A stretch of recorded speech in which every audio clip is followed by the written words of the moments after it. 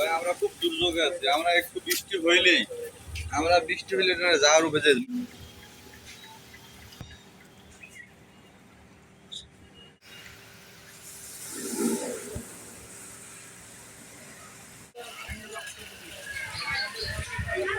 যা পরিস্থিতি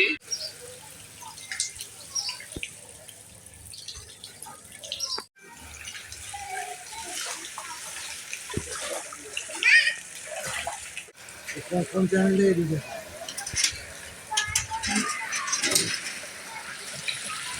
ও পাওয়া গেছে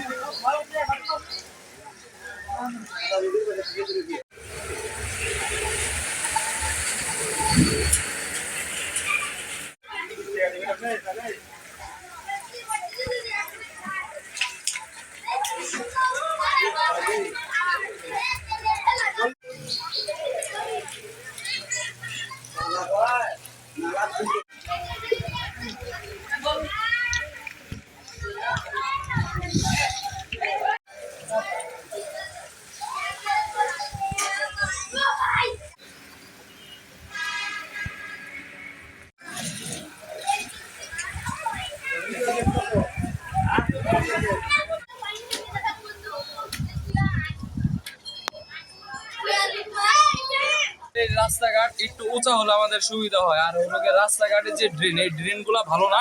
এই ড্রেন গুলা যাতে একটু বড় করে খনন করা হয় তাহলে আরো ভালো হবে। এখানে যে আহসান ফ্যাক্টরিটা আছে, সেই আহসানে বৃষ্টি হলে এই পানিটা ছেড়ে, ডাইং এর পানি ছেড়ে দেয়, সেই পানিটা আমাদের এখানে জনগণদের মনে করেন হাবুডুবু খেতে হয় পানির মধ্যে, ঠিক আছে। আর বাসা বাড়িতে আমাদের পানি উঠে যায়, আর ময়লা আবর্জনা এখানে ভরে যায়। এই রাস্তা বৃষ্টি এলে বন্ধু একসাথে করে পানি হয়, পৌরসভা কোনো খোঁজ খবর নেয় না। ময়লা দিয়ে ড্রেন ভরে গেছে, ড্রেনের কোনো খোঁজ খবর নেয় না, কোনো পদক্ষেপ নেয় না। রাস্তাঘাট দিয়ে চলে গেছে, মানুষের অসুবিধা হয়ে যায়।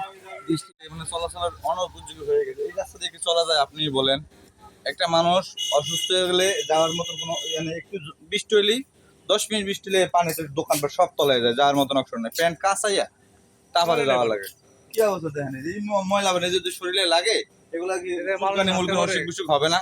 এগুলা কি রাষ্ট্রে কি কোনো লোক নাই, দায়িত্ববান কোনো লোক নাই দেখার মতন?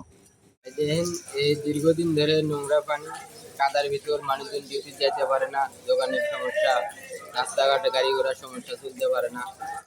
আমাদের কষ্টটা হলো হালকা বৃষ্টি হলে এই এলাকায় জনদুর্ভোগ বেড়ে যায়, 1 হাঁটু পরিমাণে পানি হয়। এই পানি নামতে নামতে 5 ঘন্টা 6 ঘন্টা পর্যন্ত সময় লাগে।